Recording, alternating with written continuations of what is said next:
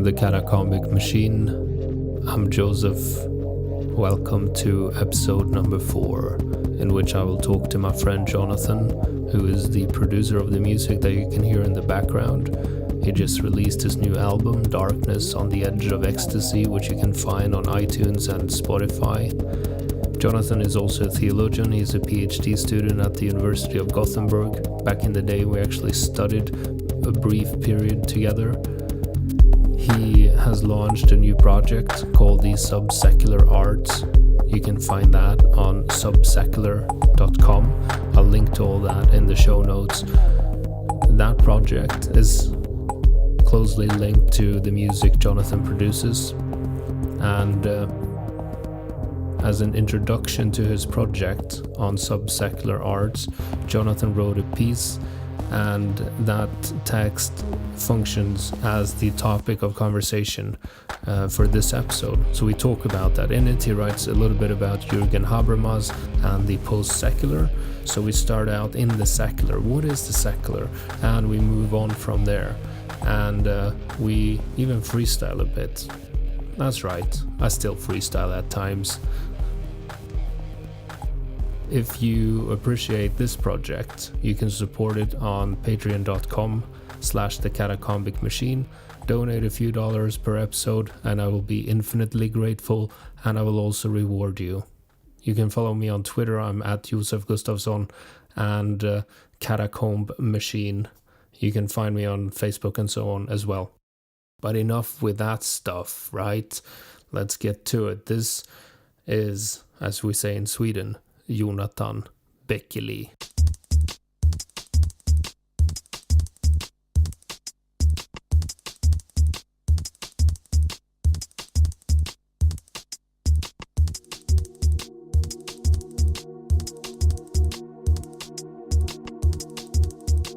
So you've written this piece, What is Subsecular Arts? And it deals with what Jürgen Habermas has called post-secular. But just as an introduction to the conversation, what is secularism or the secular? It depends from what perspective you're thinking about it. I mean, these days, if you want to survey what people are referring to when they're talking about something post-secular or post-secularity or post-secularism, I mean, you'll get such an array of different uses of these terms. So it's kind of disintegrated into this word that everyone likes to use, but it's questionable what kind of bearing it actually holds. Why I'm talking about Jürgen Habermas in this particular piece is because he was some kind of turning point where this kind of picked up pace, and the way he talks about it, he addresses our current predicament as living in a post-secular condition or a post-secular world society.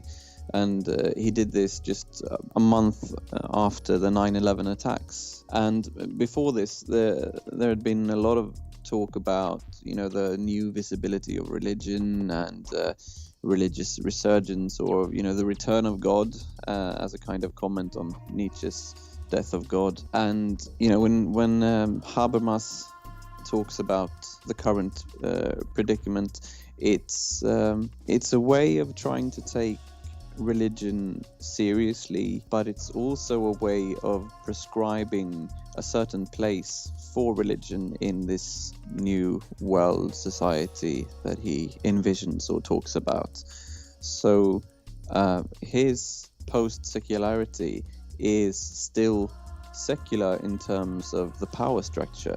It's still something where, classical Enlightenment virtues such as reason reigns supreme. I think what he mainly wants to do is to ascribe some kind of recognition to religious traditions, more than anything else, the monotheistic traditions, the Abrahamitic ones, and sort of draw on the tradition and the richness of them, and say that, well, we can still find good bits and pieces here and there.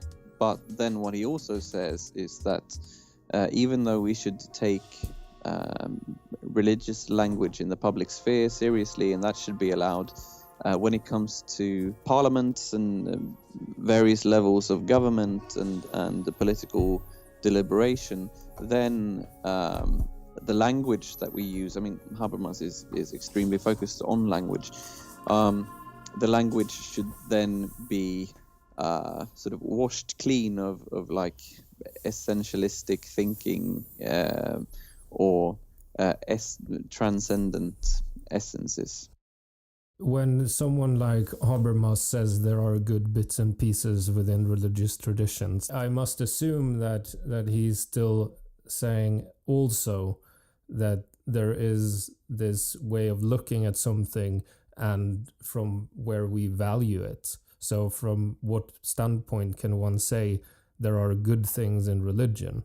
Yeah, and I mean, I think that he is transparent in saying that, you know, his vision of what a post-secular world society entails is at its core still secular. You know, it is liberal secular thinking, and he's not trying to, you know, make it appear otherwise. It's more opening up to like, yeah, okay, let's take some things that we've maybe overlooked more seriously than we have done. But I mean, there are a good number of different voices from all over the politico-theological spectrum, everything from like John Milbank to Charles Taylor to William Connolly, the latest one of them being what he refers to himself as a non-theist, and all of these are questioning, but is it really the most fruitful way forward in the organization of society and politics to assume that we should always view things from this kind of secular vantage point? Why are we assuming that the discussion is best held in that from within that circle? So I think that's very spot on what you're saying about the vantage point. From my perspective, secularism, broadly speaking, doesn't take thinkers like Nietzsche seriously. In the Antichrist, Nietzsche says that God is dead, but we still believe in grammar. And right, and I don't think that what we call secular has really done its work there. I think that it's not atheistic enough in one sense. We have a common interest in Gilles Deleuze and Félix Guattari and thinkers like that. And what they say in many of their works is that there is this rootery logic, the logic of representation that is going on in, of course, ancient religions. And you can see it in the way we try to represent the truth of the world as seen from the perspective of God. This is being democratized in the era of the Reformation, the Enlightenment, and so on. But the logic is still the same. We're trying to represent what is sort of essentially or eternally true. And I don't think that secularism moves away from that. I mean, I don't think that Habermas is claiming to move away from that, but what I don't think that he's doing is that he's admitting that this is kind of, I mean, it is provocative to say that, beforehand, before we even start the discussion about different perspectives, you have to acknowledge that this is really essentially the best perspective. I mean, what kind of political, if we're really interested in political change, if we want to be able to envision and enact a better world, a more good or just society, or whatever we want to call it, it's a bit provocative to already beforehand say that, well, just so we're clear, it is still the liberal secular democracy that should be the end game of this. And I mean, Habermas is talking about semantic appropriation, which he finds productive. Taking concepts from theology. I mean, it's not wholly unlike what Carl Schmitt says, about how political concepts are essentially derived from theological concepts. And I mean, this is a bit the same in a sense, you know? That would, in some sense, support what I'm saying, that what we call secular is this way of trying to appropriate religious truths or religious visions of a good world, but saying that we can secularize these Christian values because this is Christian values. It's not that they're trying to secularize Muslim values or Hindu values or whatever. I think it's still a Christian discourse. I think that's what I'm trying to say here, is that what Nietzsche is doing is critiquing not only the church and religion, Christianity, but also his contemporary friends who are atheists or secularists, whatever they call themselves. You know, when the madman is telling people that he's looking for God, people are making fun of him. He's not talking directly to the Christians there. He's talking to his contemporaries. And I think that this is where Nietzsche's critique of Christianity is only something that people take. I'm not saying all are Nietzscheans, I just use Nietzsche as a good example here. But you can point that critique against the church and say that the church is totalizing or totalitarian. But I do think that critique needs to be turned inwards as well. And that is what is failing within the secularist thinkers, because ultimately they sort of stand on the firm foundation of their own reason. And then you can look at every religious tradition and say that if we take this thing and secularize it, we turn it into our language, then we might make use of it. But the sort of underlying motivation is always that our way of looking at the world is universally true. Hence, everything can be secularized and then appropriated within the context that we choose to try to implement our own thinking in. I think you just unknowingly summarized one of William Connolly's books, Why I Am Not a Secularist. I haven't read I'm not it. sure. No, we've had some conversations before. I was pretty sure that you hadn't, but it's it's strikingly similar to his argument. So I mean, he's very Nietzschean as well. So maybe it's not that much of a coincidence. I studied in Uppsala for a while, and I studied, it was called something Religion in War and Peace. And every single book we got, they were rubbish, all of them. I dropped out because I thought it was very uninteresting. But all the books we read, everything was about this sort of idea that our universal Western reason can appropriate whatever culture there is out there. But we have the true language. Everyone else are talking in symbols or in metaphors. Our is the logic of the universe. So they presupposed that the universe itself is structured as a language, and that language is attainable for white, middle-aged, white-haired professors from Europe who has a Christian past, and not seeing that they are actually just sort of mimicking what the church's been doing for a long time. And I mean, that's why I think that I want to, announce this kind of subdued or submissive position as something that is productive, because it is, in itself, it becomes a critique of like, oh, look where you placed me, look where you're placing our values or what we hold most dear. And when I say we here, I don't mean like we as Christians or Muslims or anything in particular. I'm meaning like the exclusion of any kind of sort of spiritual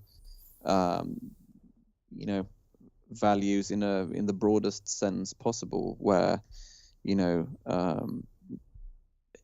art is spiritual, for instance, where it doesn't have to be connected to a theological dogma of any sort, but it's, picking up that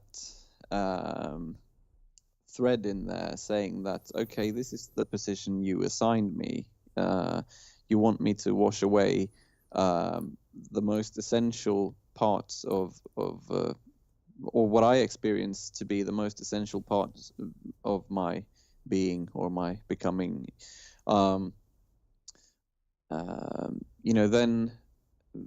then I want to do that from a standpoint where, if I accept that, I also want to turn it into a critique. I also want it to entail some kind of activism, where I kind of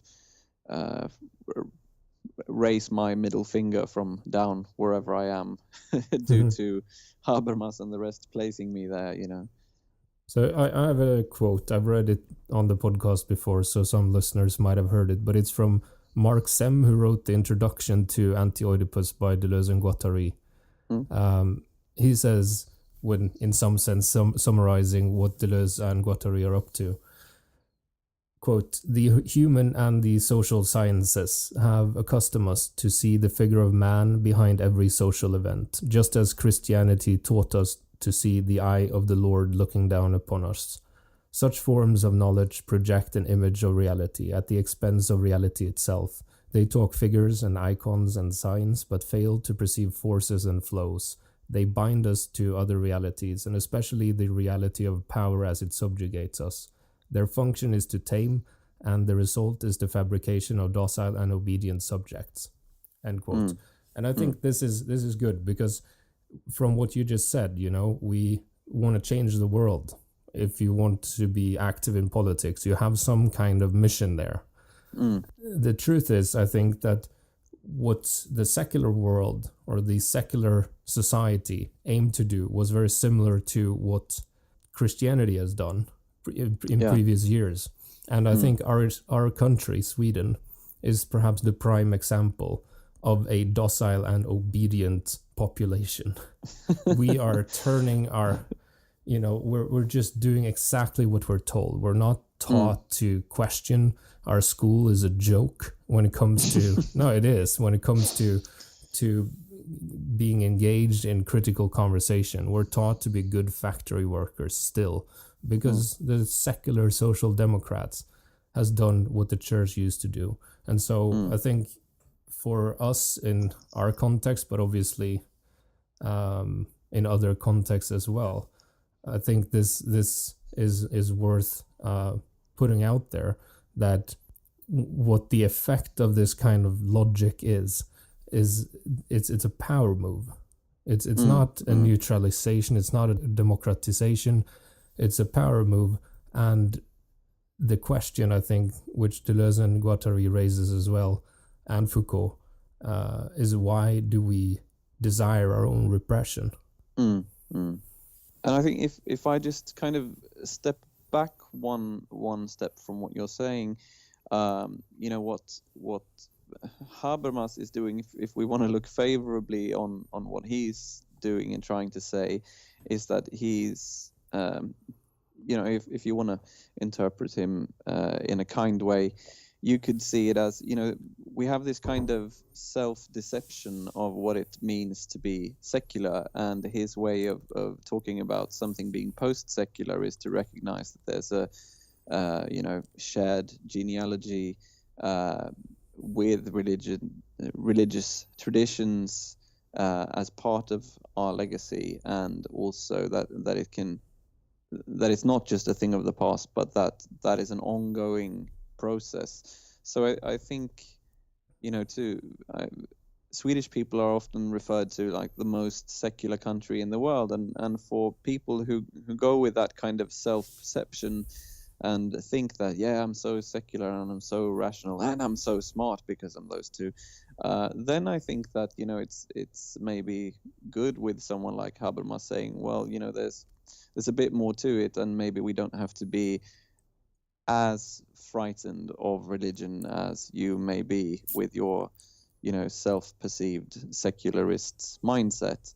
But I mean, for those who have kind of, reconciled themselves with that a long time ago, like I think you and I, and quite possibly the majority of the listeners have, then, what he's saying is, that's not news. But instead we react to, the oppressive nature of prescribing religion a certain place in in a kind of ongoing secularist framework, For people who has oftentimes in their life been engaged in some kind of religious discourse and assumingly moved forward from where they started, at least, not being stuck saying that they believe the same things as when they were 12 today. I think, at least I'm talking from my own perspective here, but my assessment of the sort of political discourse in the Swedish context today is that I'm sometimes surprised, because this is exactly the same conversations that I've been having within the church, and now they're having it on television or on the radio. Yeah. Right. And they can't see that what they're doing is mimicking religion. With this, there is, I would claim, I think you have a kinder eye towards feminists than I do, but I would say that the feminism that we have in Sweden today is very, very similar to the free church Christianity I grew up in. It's very important that you belong to the group. You have a very dichotomous relationship to the other, the Swedish Democrats or the right-wingers, the fascists. There is language policing going on. You can't say this word, you can't do that. This is how we treat this religion. This is how we treat this other religion. There is a lot of similarity with what I grew up in and what I assumed in my naivete in my 20s, when I sort of broke out of that enclosed tradition that I grew up in, that other people were more free. But what I've discovered, I think, is that during the 10 years at university, being part of some kind of political conversation and so on, is that people are as sort of have the same kind of blindfolds. They do the same kind of ontological assumptions and so on. I've never thought of that analogy that you presented. I think it's really interesting. You should read my Twitter feed.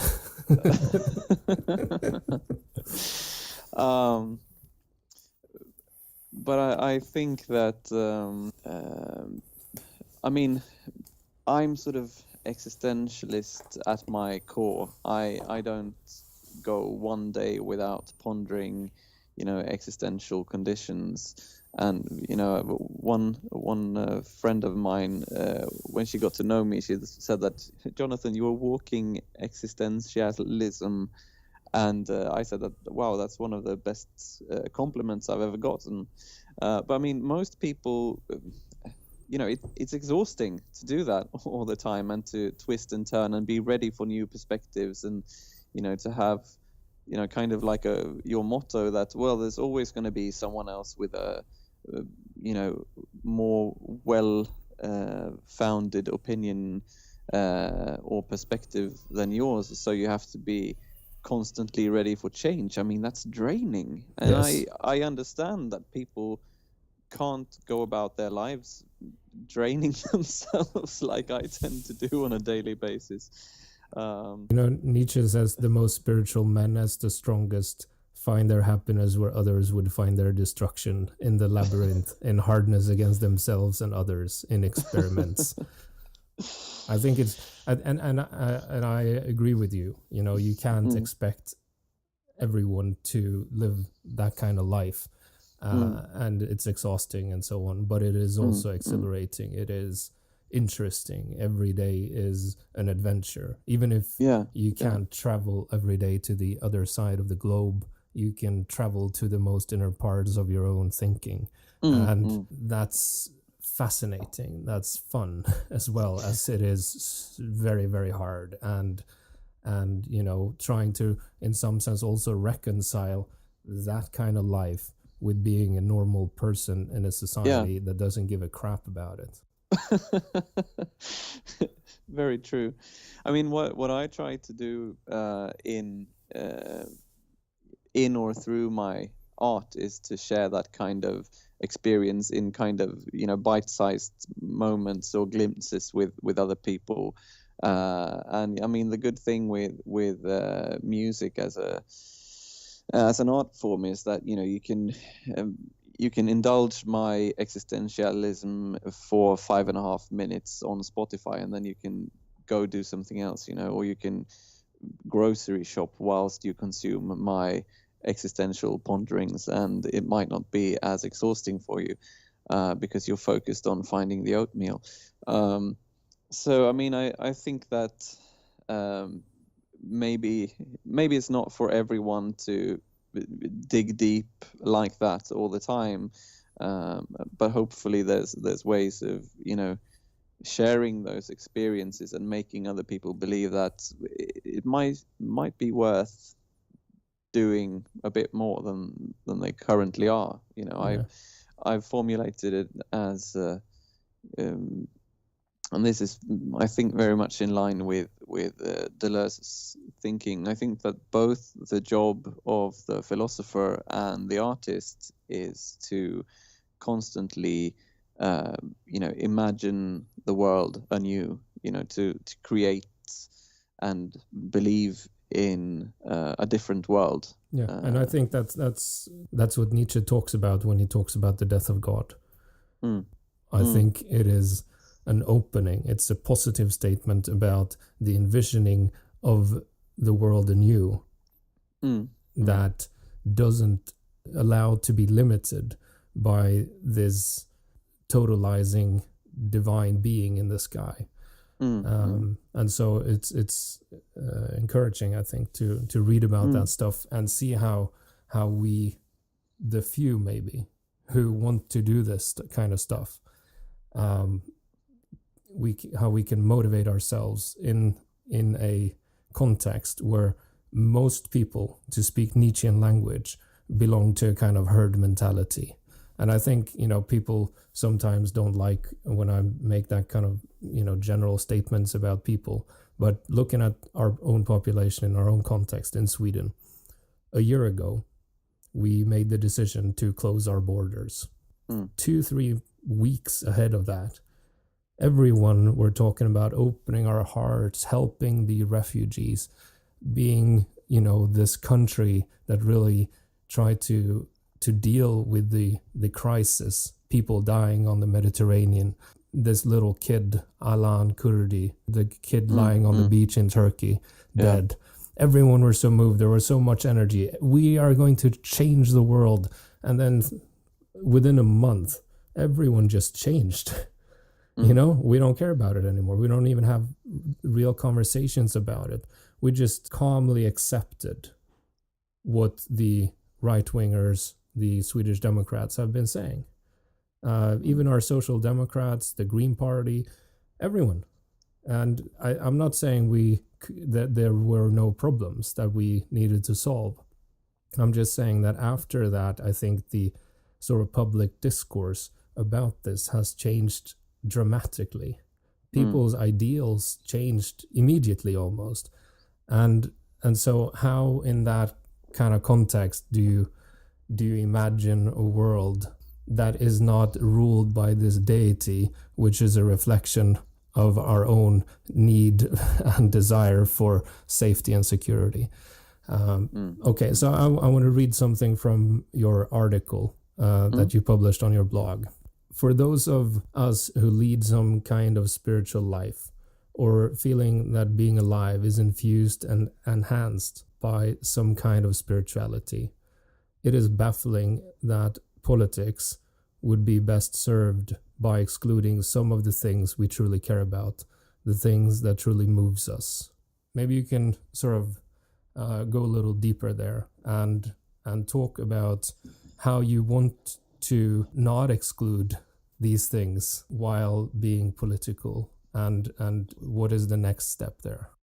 There's this underlying presumption to what Habermas proposes, that things will get more widely recognized if we wash away some of the parts that make it more vital to some. it's like saying that if we just wash the energy out of something, if we drain something out of its energy and its, specificity, I suppose is the word, then more people will gobble it down. And I just think that wouldn't it be more interesting if people actually said exactly the things that they care about, the things that truly move them, if people turned that into politics and that it wasn't an underlying assumption that it will be more appealing if we make it duller, if we turn these bright colors into black and white so that everyone can see, even dogs can see then, to me, there's just that argument is a no starter, really. I think there's something here about the desire to exclude, things that other people might find exhilarating, while I'll find that irrelevant. And so my own understanding about truth is then dependent on me excluding that from my own world, and a sort of desire for the other person in the sense to also exclude that from what they add into the public discourse on politics. My critique against this is that it presupposes this division. From a Deleuzian perspective, that's an anathema. You can't simply start out from this split of the world and inside and outside, and the outsiders must assimilate to the universal language on my inside in order to have something relevant to say about our common future. And when it comes to sort of envision the world anew, to be part of this ongoing becoming of the world, it becomes a problem, because the vantage point for one's own thinking is a negation. And as Deleuze points out and Guattari in their book about Kafka, is that this move makes the universal principle for our society untruth, because we negate the world in order to create this static heaven in which we can think. You do it in church, but you also do it in universities, where you can create images of the world that are simply fantasies that doesn't take into consideration the world. And that's why you can end up in this sort of prison of language. And I think that's relevant for what you say about Habermas being very interested in talking about language. So maybe you can explicate that a little bit, how you relate to Habermas' emphasis on language.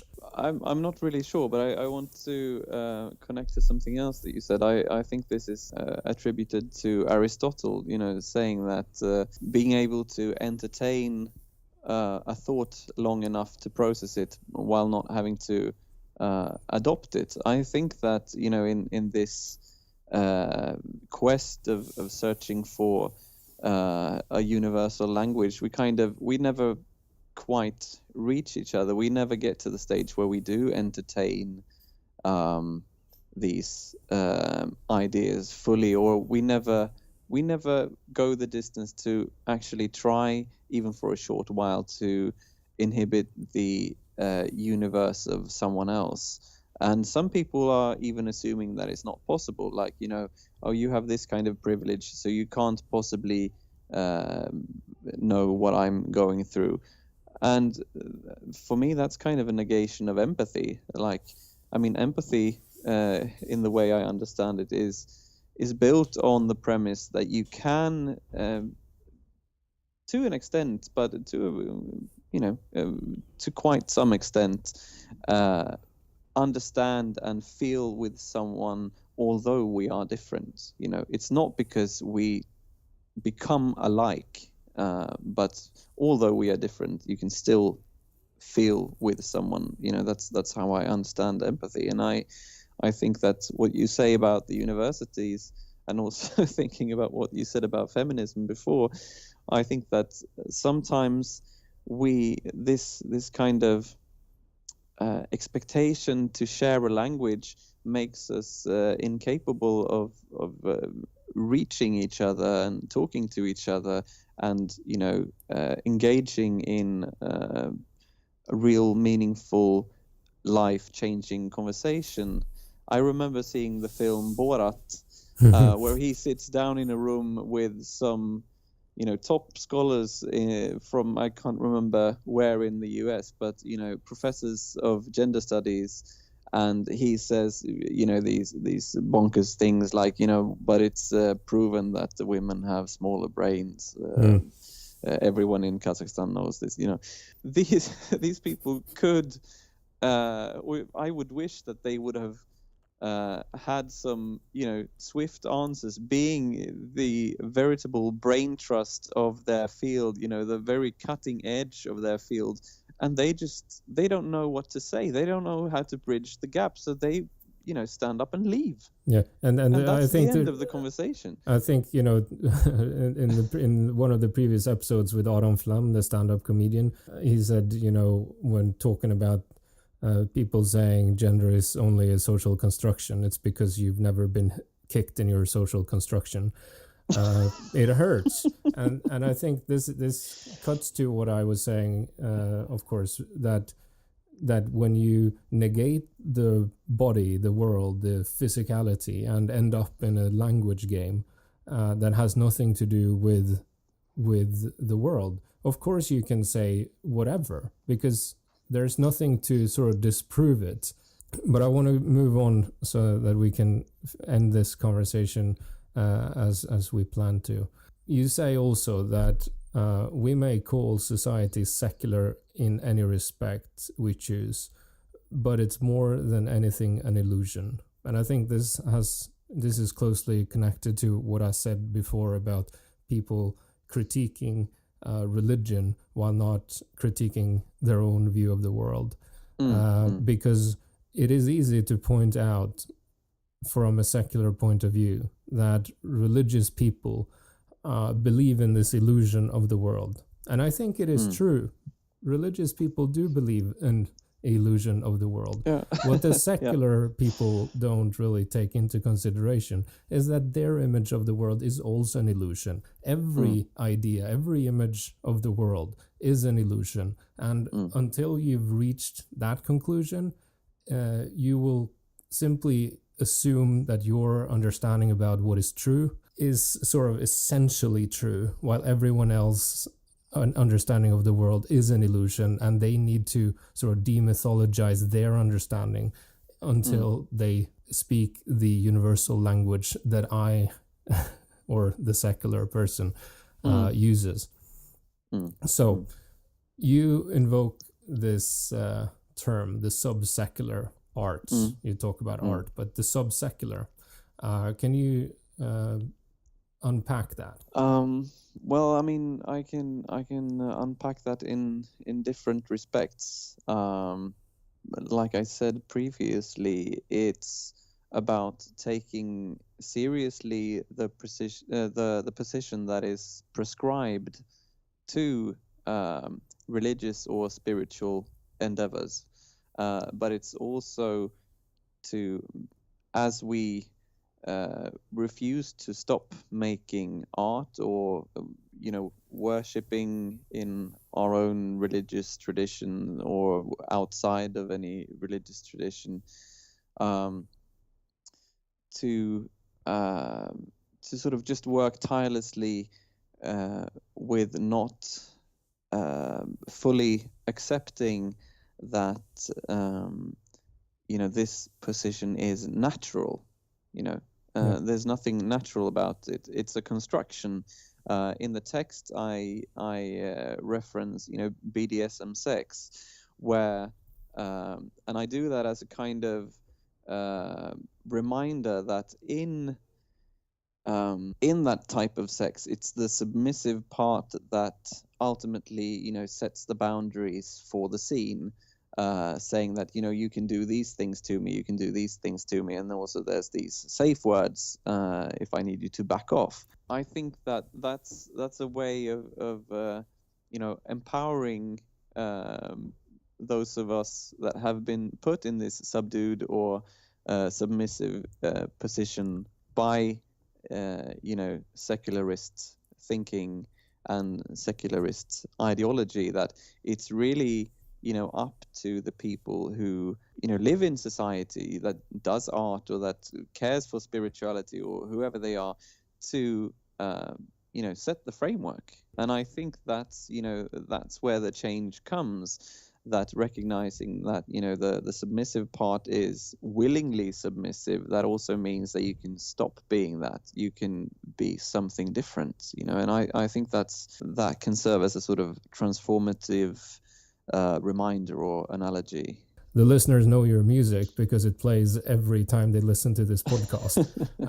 But what is the aim with your music and the art in respect to what we've been talking about?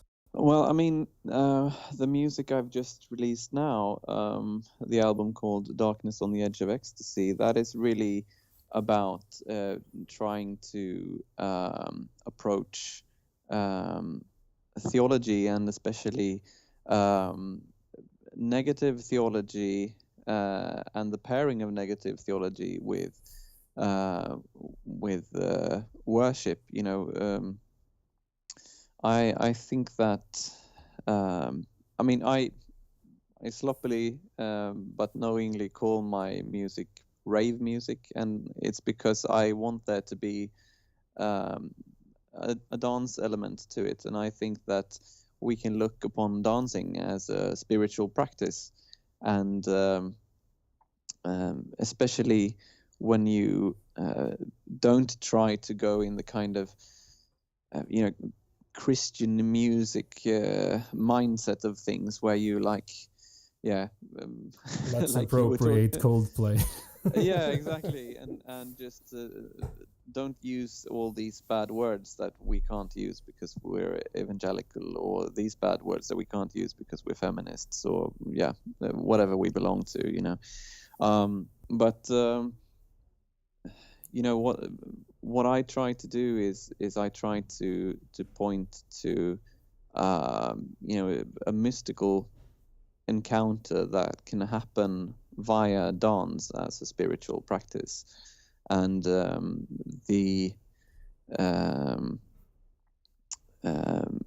interesting thing there is, I think, that the mystical performance, and I also wrote about this for the blog.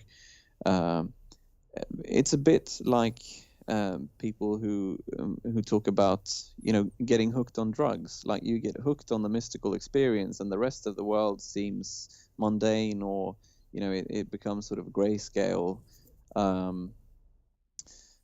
But then the problem, or the next move in there is that you just need drugs to sort of maintain the craving for the drug, and you don't get the same kind of experience or feeling of transformation or exhilaration.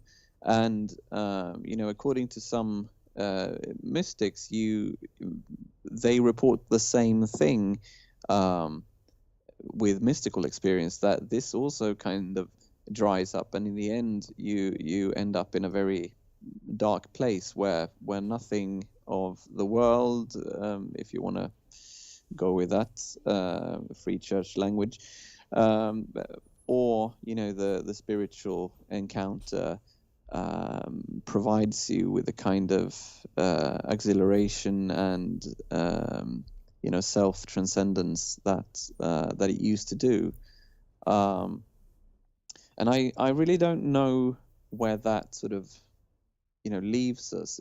I don't think that it should make us avoid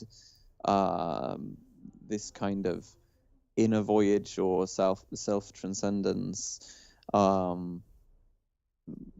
but we might also ponder what happens if we fully go that distance. Is that optimal? And I have two songs called I Don't Know, Part 1 and 2. And I think that there's a lot of I don't knowing going on in that record and in my art at the moment, because I don't know where we end up, but I know that this is still an avenue that I want to explore, and I think that maybe we don't end up anywhere. Maybe that's the point. We shouldn't have a set destination for what we're doing, because that's going to limit the exploration. Yeah. I mean, it's like saying if you knew where all your existential queries would lead you in the end, would you undertake the quest anyway? That's what Christian apologists are doing. They know the answer. They're just trying to figure out how to get there. And I would say, it's the same with lots of, as we've talked about, feminism or whatever. But that people start from a conclusion, and so whatever reasoning leads them to that position is granted, validity, and so it's okay to be incoherent. Yeah, and I think that's maybe where Habermas ends up as well. I don't think that he's very discontent with anything, or feeling that politics need to radically change something, because then why would you have to safeguard what is already here so tightly, Yeah. All right. I think that's enough. The blog, the homepage is subsecular.com, and you can find Jonatan's music on Spotify and on iTunes. I can link to that in the show notes. Jonatan, thank you for being on the show, and I think that we have more things to talk about when it comes to this, because you just started this project. The album is just out. The blog only has one post on it, so we'll see where it takes you. Hopefully not to where you believe that you're going. Thank you for having me, and let's hope not.